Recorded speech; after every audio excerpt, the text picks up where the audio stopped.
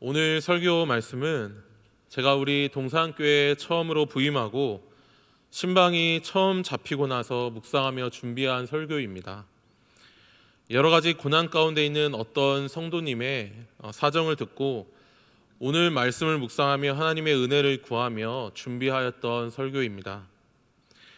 그런데 이 설교를 우리 수요 예배 때 이렇게 함께 나누고자 한 것은 비단 그 한 성도님뿐만 아니라 우리 모든 성도라면 극심한 고난 가운데 있기 마련이라는 생각 때문이었습니다. 물론 안 믿는 사람들도 세상에서 많은 고난을 당합니다. 코로나로 인해서 여러 가지 사업의 실패와 어려움들, 가정의 파탄, 무엇보다 건강의 문제, 심지어 죽음에 이르기까지 모든 인간이라면 이러한 고난에 쉽게 노출되어 있습니다. 믿는 신자에게 이러한 고난이 세상 사람들과 똑같이 여겨질지라도 그것이 더욱 중하게 무겁게 다가오는 것은 하나님을 믿는 믿음 때문입니다.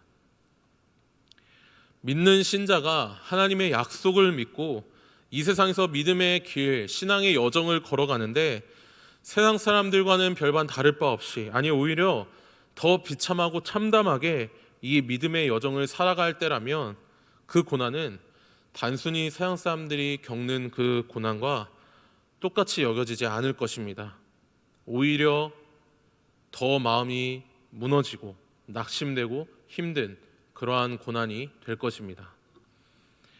오늘 본문은 바로 그러한 믿음의 사람 다윗이 극심한 고난 가운데 지은 시입니다. 오늘 우리가 읽은 이 12절의 시편에는 다윗이 얼마나 믿는 신자로서 극심한 고통 가운데 괴로워하였는지가 잘 나타나 있습니다. 저는 오늘 이 시편의 이 12구절을 한 구절 한 구절 자세히 살펴보지 않을 것입니다. 다만 이 12구절의 시편에서 한 가지 중요한 포인트만을 함께 여러분들과 나누고자 합니다. 이것을 위해서 우리는 세 가지 중요한 내용, 세 가지 개요를 따라서 오늘 시편을 전체적으로 조망해 볼 텐데요. 먼저 우리가 살펴볼 것은 다윗의 심정입니다. 오늘 본문에서 다윗의 심정을 잘 알 수 있는 여러 가지 사실들이 본문에 등장합니다. 단적으로 3절 말씀을 보시면 다윗의 심정이 어떠한지 잘 나타나 있죠. 무엇이라고 말합니까? 내 생명을 땅에 엎어서 나로 죽은 지 오랜 자 같이 되었다라고 이렇게 고백을 합니다. 단순히 죽은 자가 아니라, 단순히 생명이 땅에 엎드려진 자가 아니라 시체처럼 죽은 지 오래되었다라고 이렇게 말을 합니다. 시체가 썩어 문드러져 가는 그러한 상황같이 내가 그러한 상태이다라고 이렇게 말을 합니다. 그런데 그런 자신이 암흑 가운데 있다라고 이렇게 이야기를 하면서 마치 죽은 시체가 무덤 가운데 있는 것처럼 자신의 생명이 그러한 상태이다, 나의 마음이 그러하다라고 이렇게 이야기를 하죠. 그래서 7절 말씀에 보시면 다윗은 직접적으로 이렇게 고백을 합니다. 내가 무덤에 내려가는 자 같을까 두려워하나이다 라고 말이죠. 자신이 얼마나 괴롭고 자신이 얼마나 고통 가운데 있는지를 잘 표현해 줍니다. 실제로 우리가 잘 알듯이 다윗은 여러 원수들에게 쫓기면서 동굴에 거주했습니다. 왕의 기름을 부음 받은 자가 왕이 되지도 못하고 무덤 가운데, 동굴 가운데 있다면 어떤 기분일까요? 하나님께서 자신에게 약속하신 바가 분명히 있습니다. 왕으로 기름 부음을 받았죠. 약속을 하셨습니다. 그런데 그 약속이 전혀 이루어지지 않고 그러한 동굴의 삶이 전전긍긍하는 자신의 삶을 볼 때 다윗의 심정이 과연 어떠했을까요? 자신뿐만 아니라 자신의 가족들, 자녀들, 자신의 가신들, 신하들이 다 있는데 하나님은 무엇을 하고 계십니까? 하나님 왜 나에게 응답을 하시지 않습니까? 왜 내가 이렇게 어둠 가운데 이 축축하고 벌레 많고 어두운 무덤과도 같은 곳에 내가 이렇게 살아야 합니까? 라고 그렇게 생각한 그 다윗의 마음, 그 심정이 어땠을까요? 6절 말씀을 보시면 다윗은 자신의 영혼이 마른 땅 같다라고 말을 합니다. 마른 땅을 한번 여러분들 생각해 보십시오. 물이 없어서 땅이 말라 쩍쩍 갈라지지 않습니까? 수분기가 다 사라지는 땅이 가뭄의 그런 마른 땅 아닙니까? 다윗의 심정이, 다윗의 마음이 지금 이와 같다라고 이야기를 하는 것입니다. 하나님으로부터 어떤 생명의 공급도 없이 그것이 모두 다 끊긴 것과 같은 자신의 삶의 모습이 계속 그러하다라고 이렇게 이야기를 하는 것이죠. 아예 자신의 영혼이 말라 비틀어져 버려서 극심한 가뭄의 상태와 같다라고 이렇게 말을 하는 것입니다. 이런 표현이 얼마나 비참한 상태일까요? 이렇게 고백하는 다윗의 마음이 얼마나 괴로울까요? 우리 신앙의 여정에도 이런 일들은 비일비재합니다. 성도들도 이러한 경험을 모두 다 합니다. 여기 계신 성도님들도 모두 다 그러한 경험을 하셨을 것이고 지금 그러한 경험을 하실 수도 있습니다. 다윗과 똑같은 상황은 아닐지라도, 다윗과 꼭 같은 그러한 상황은 아닐지라도 본질적으로 우리는 우리의 마음이 암흑의 터널과도 같은, 내 마음이 썩어 문드러지는 것과 같은 그러한 극심한 고난의 상황에 얼마든지 우리는 놓일 수 있습니다. 그것이 건강의 문제이든 코로나의 문제이든 자녀의 문제이든 부부의 문제이든 사업의 문제이든 그 상황 자체와는 별개로 그것을 매개로 하여서 우리의 마음이 다윗과 같은 마음이 될 때가 있습니다. 심지어 하나님의 언약의 말씀이 매주 선포되어지고 수요일 금요일 선포되어지고 새벽 시간마다 선포되어지는데도 그러한 교회 내에서도 이러한 극심한 고난으로 인해 마음이 썩어 문드러지는 마른 땅같이 되는 사람들이 얼마든지 있을 수 있죠. 다윗과 같은 신실한 자가, 다윗과 같이 위대한 용사가, 심지어 하나님 마음에 합한 자로 여겨지는 이 다윗이 이러한 경험을 했다면 우리 일반 성도들도 얼마든지 이러한 경험을 할 수 있습니다. 다윗뿐이겠습니까? 성경에 나오는 위대한 믿음의 선진들, 믿음의 선배들은 다 이러한 극심한 고난을 겪었습니다. 구약의 대표인 모세, 신약의 대표인 바울도 그러한 경험을 했죠. 모세도 광야 생활을 하면서 비천한 목동 생활을 할 때 이러한 경험을 했고, 또 사도 바울도 회심한 이후에 동족과 또한 친척들에게 죽음의 고비를 넘길 때 이러한 고난의 경험을 했습니다. 마치 무덤에 있는 것과 같은 상황, 어둠의 터널을 지나는 것과 같은 상황, 게다가 참 생명이신 하나님으로부터 오는 그 어떠한 생명의 공급도 끊어진 것 같은, 그러한 하나님과의 교제가 상실되어지는 것 같은 그러한 비참한 상황들이 이어지는 것은 사실 성경에 흔하게 등장합니다. 우리라고 이러한 경험을 하지 않으리라는 보장이 있겠습니까? 우리는 오늘 이 시편을 읽으면서 또한 이 설교를 들으면서 먼저 이 다윗의 심정을 깊이 공감해야 합니다. 현재적으로 고난이 있다면 당연히 자연스럽게 우리는 그렇게 될 것이고, 현재적으로 그러한 고난이 없다라고 생각이 되어질지라도 이전에 있었던 여러 가지 고난들을 우리는 생각을 하며 다윗의 심정을 이해하도록 해야 합니다. 그렇게 할 때 우리는 오늘 본문의 메시지가 더욱더 분명하게 우리의 삶과 연관이 되어 우리에게 다가오게 될 것입니다. 그래서 말씀이 제시하는 분명한 메시지를 우리의 삶에 연결하게 될 것입니다. 그래서 여러분들에게 질문하고 싶습니다. 여러분은 이 다윗의 심정을 이해하고 계십니까? 다윗의 이 심정과 같은 고난의 때가 언제 어떠한 일로 있으셨습니까? 우리는 스스로 이렇게 질문해 봐야 합니다.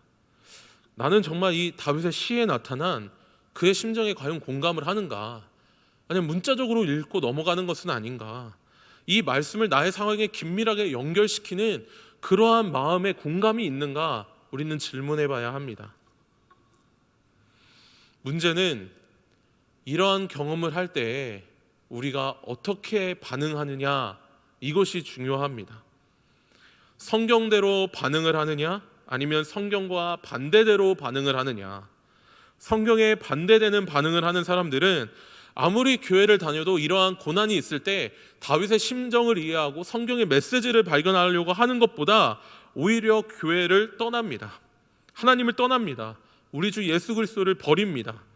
그래서 자신의 영혼이 암흑과도 같다, 내 마음이 마른 땅 같다라는 것을 스스로 인정하고 인지할지라도 그 상태에 그것을 그대로 방치합니다. 그러면 그들의 영혼이 어떻게 될까요? 그러면 그 영혼이 어떻게 되겠습니까? 계속적으로 생명의 공급이 말라질 뿐만 아니라 더 비참한 상태로 떨어지게 될 것입니다. 가장 대표적인 예로 이 코로나 3년을 한번 보십시오. 코로나로 인해 교회를 떠난 영혼들을 보면 그 영혼의 상태는 더 메말라져 가고 더 비틀어져 가고 더 암흑계에서 벗어날 생각을 하지 않습니다. 제가 우리 교회에 부임하여서 장기 결석자들 전화 신방을 할 때 보면 코로나로 인해서 교회를 떠나 아예 신앙생활을 하지 않는 분들을 만나게 됩니다. 그분들에게 전화로나마 다시 이 교회로 인도하고 공동체적인 예배를 회복하게 하고 하나님의 말씀의 은혜를 사모하며 하나님의 말씀 가운데 나오기를 촉구하고 권면하여도 미지근한 반응을 보이는 분들을 많이 만납니다. 하나님을 떠나서 살아가는 영혼들은 정말 그렇게 될 수밖에 없습니다. 한 주만 하나님의 말씀을 끊어보십시오. 그 영혼이 어떻게 되겠습니까? 메마릅니다. 하나님의 생명의 공급이 끊어집니다. 전혀 그 생명의 교제를 못 누리는 것이죠. 그런데 한 주가 아니고 2주, 3주, 1개월, 2개월, 3개월, 심지어 지금 1년, 2년, 3년이 되어져 가는데 하나님 앞에 나오지 않고 하나님의 예배를 사모하지 않고 성도의 교제를 풍성하게 누리지 못한다면 미지근한 정도가 아니라 아예 점점 더 마른 땅이 돼서 바싹 말라져 더 비참한 상태로 떨어질 수밖에 없습니다. 그 결과가 어떻게 되겠습니까? 영원히 하나님과 멀어져 영원한 형벌에 처해지는 것밖에 더 있겠습니까? 참 신앙을 가진 성도는 이렇게 반응하지 않습니다. 우리의 영혼 상태를 그대로 두지 않습니다. 그렇게 해서도 안 되고 그렇게 할 수도 없습니다. 그러면 우리는 어떻게 해야 할까요? 다윗이 성도의 본을 아주 분명하게 보여줍니다. 성도라면 마땅히 반응해야 할 바를 아주 분명히 보여줍니다. 무엇입니까? 바로 간구입니다. 우리가 두 번째로 살펴볼 것은 다윗의 간구입니다. 다윗은 아무리 극한의 상황에 있을지라도 하나님을 놓치지 않고 하나님께 처절하게 매달립니다. 간구하고 응답을 구합니다. 오늘 본문 말씀을 쭉 유심히 보시면 전체가 다 다윗의 간절하고 애절한 호소, 그 외침이 도배되어 있습니다. 따로 말씀을 우리가 살피지 않아도 오늘 본문 전체가 그렇게 다윗의 간구로 되어 있죠. 어떤 분들은 다윗이 간구하는 것이 시편 143편에 나온 이 다윗의 간구가 당연한 것이다 라고 이렇게 생각하실 수 있습니다. 믿음의 선배가 이렇게 하는 것이 뭐 당연하지, 이렇게 다윗이 기도했구나, 이런 식으로 했구나, 이렇게 생각할 수 있습니다. 하지만 아무리 극한의 상황, 아무리 위대한 성도라도 정말로 극한의 상황에 처하게 되면 이러한 간구조차 나오지 않습니다. 자신의 자리에서 그 고난의 상황을 이기지 못해 주저앉고 하나님 앞에 매달리는 일이 당연히 일어나는 일이 아닙니다. 아무리 기도하려고 해도 기도가 나오지 않는 그러한 마음 상태가 될 수도 있습니다. 성도라고 무조건 다 그렇게 기도하는 것이 결코 아니라는 것이죠. 그런데 그럼에도 불구하고 다윗을 한번 보십시오. 하나님께 간구를 하되 아주 구체적으로 간구를 하는데요, 하나님 앞에 간구에 아주 특별한 특징이 한 가지 나옵니다. 그 말씀은 2절 말씀입니다. 주의 종에게 심판을 행하지 마소서. 주의 눈 앞에는 의로운 인생이 하나도 없나이다. 이 기도가 무엇입니까? 자기 자신이 얼마나 하나님 앞에 보잘것없는 존재인지, 자신과 같이 죄 많은 인생이 하나님 앞에 설 수 없다라고 요청을 하며 먼저 기도의 문을 엽니다. 주의 종에게 심판을 행하지 마소서. 주 앞에는 의로운 인생이 없습니다 라고 하면서 하나님 앞에 자신이 얼마나 미천한지, 의롭지 못한지, 죄 많은지를 겸손하게 먼저 구하며 기도합니다. 하나님이 나에게 그 어떠한 응답도 하지 않으셔도 됩니다. 그 사실을 알고 겸손하게 하나님 앞에 엎드려서 간구하는 것이죠. 응답은커녕 하나님, 나는 하나님의 심판을 피하고 싶습니다. 그만큼 나는 죄인입니다 라는 고백이 이 극한의 상황에서 제일 처음으로 나옵니다. 이것이 얼마나 겸손한 자의 모습입니까? 저를 포함해서 사실 많은 성도들이 빠지는 함정이 이것입니다. 기도할 때 내 기도는 반드시 응답이 되어야 한다라는 그러한 착각입니다. 마치 하나님이 자신에게 빚을 진 것처럼, 빚쟁이인 것처럼 그렇게 기도하는 사람이 있습니다. 자신의 교만이죠. 우리 모두는 하나님 앞에 내세울 것이 없는 존재이고 하나님 앞에 오히려 죄만 가득한 존재입니다. 하나님의 의무는 없습니다. 우리에게 응답하실 의무가 없습니다. 다윗은 그것을 아주 분명하게 고백합니다. 그리고 8절 말씀처럼 다윗은 하나님의 가르침을 요구하죠. 말씀을 듣게 해달라, 다닐 길을 알게 해달라라고 고백을 합니다. 10절 말씀에서도 보시면 나를 가르쳐달라, 주의 뜻을 행하게 해달라, 주의 영으로 나를 공평한 땅에 인도해달라라고 이렇게 고백을 합니다. 자신이 얼마나 어린아이와 같은지 매일의 삶에서 아침마다 하나님이 인도해 주시기를 간구하는 그러한 어린아이 같은 심령으로 하나님 앞에 겸손하게 구합니다.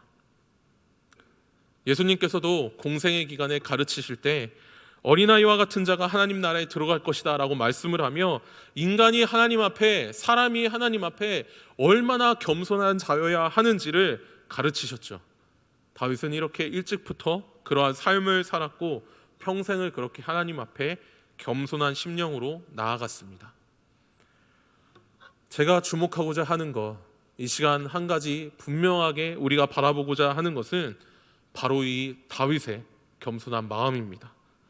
다윗이 얼마나 하나님 앞에 겸손했는가, 얼마나 그분 앞에 처절하게 낮아졌는가, 얼마나 간절하게 그가 구하고 있는가, 그분 앞에 얼마나 엎드리고 있는가, 우리가 이 사실을 주목해 봐야 합니다. 다윗도 한 인간일 뿐입니다. 그래서 자신의 정욕대로 얼마든지 자신의 처한 이 상황이 벗어나기를 얼마든지 구할 수 있는 존재입니다. 실제로 그렇게 구할 수도 있고, 심지어 오늘 본문에서도 자신의 상황이 속히 해결되기를 원하는 그런 현실적인 기도가 등장합니다. 하지만 단순히 현실적인 문제만을 위해서 기도했다라는 것은 아니라는 것이죠. 다윗의 기도가 변화를 했다는 것입니다. 현실적인 문제에서 자신의 영적인 문제로 변화되어서 그 영적인 문제를 놓고 먼저 기도하며 그것이 분명하게 드러나고 있다라는 것입니다. 만약 다윗이 자신의 현실적인 문제만을 놓고 기도했다면 사실 성경에 기록되지 않았을 것입니다. 다윗의 겸손한 태도, 그것이 드러나지 않았을 것입니다. 하지만 몇 년이고 반복되는 그러한 상황 가운데, 그 극심한 고난 가운데 다윗의 기도가 변했습니다. 이것이 우리가 세 번째로 살펴볼 마지막 내용입니다. 바로 다윗의 변화입니다. 다윗은 분명히 변했습니다. 현실적인 간구에서 자신의 내면을 바라보며 자신의 영혼의 깊은 본질을 깨달으며 하나님 앞에 겸손한 태도로 기도가 바뀐 것이죠. 그가 이렇게 변화하게 된 계기는 오늘 본문에 처절하게 등장하는 바로 다윗이 처한 그 고난 때문이었습니다. 다윗은 고난을 통해 기도가 단련이 되었고 인격이 성숙해지면서 하나님을 더 경외하고 하나님 앞에 더 엎드려지는 그러한 태도로 변화한 것입니다. 그의 상황이 달라졌을까요? 달라져서 이러한 시편을 적었을까요? 기도 응답이 되어서 이 시편을 적었을까요? 상황이 달라지지 않아도, 기도 응답이 되지 않아도 다윗의 마음이 변했기 때문에 그 상황을 놓고 기도하지만 그 존재가 바뀌었기 때문에 겸손한 기도로 나아가게 된 것입니다. 마음이 겸손한 자로 변화가 되어 나의 어떠한 공로를 의지하는 것이 아니라, 나의 어떠한 자랑을 의지하는 것이 아니라 오히려 자신의 죄악됨을 고백하며 대적 원수가 나를 어렵게 숱하게 고난을 가져오는 그 대적 원수가 어떠한 존재인지를 분명히 고백을 하면서 하나님 앞에 내가 어린아이와 같이 엎드립니다. 하나님 나를 도와주십시오. 나를 인도해 주십시오. 라고 이렇게 분명하게 고백을 합니다. 그래서 11절 말씀을 보시면 다윗의 이 변화한 기도에 궁극적인 목적이 분명히 드러납니다.